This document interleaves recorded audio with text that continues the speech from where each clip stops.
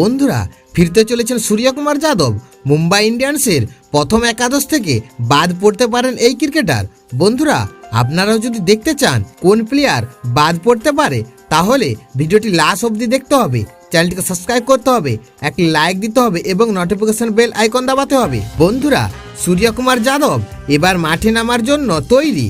টি-20 ফরম্যাটে অন্যতম সেরা ব্যাটসম্যান, আইপিএলে দ্রুত খেলতে নামতে পারেন। বন্ধুরা, সূর্যকুমার যাদব হতে পারেন দলের ভরসা। মুম্বাই ইন্ডিয়ান্সের দুর্দিনে তিনি কবে মাঠে নামবেন? বন্ধুরা, সূর্যকুমার যাদব প্রথম একাদশে থাকলে নিশ্চিতভাবে কোন একজন বাদ পড়তে পারেন প্রথম একাদশ থেকে? বন্ধুরা, সেই ক্রিকেটার যে প্রথম একাদশ থেকে বিদায় নেওয়া নিশ্চিত। বন্ধুরা, সেই প্লেয়ারটি হলো নমনদীপ। সেইভাবে ভালো খেলতে পারেনি। বন্ধুরা, 3 ম্যাচে মাত্র 16.67 গড়ে করেছেন মাত্র 50 রান। বন্ধুরা, রাজস্থানের বিরুদ্ধে শেষ ম্যাচে খাতা খুলতে পারেনি।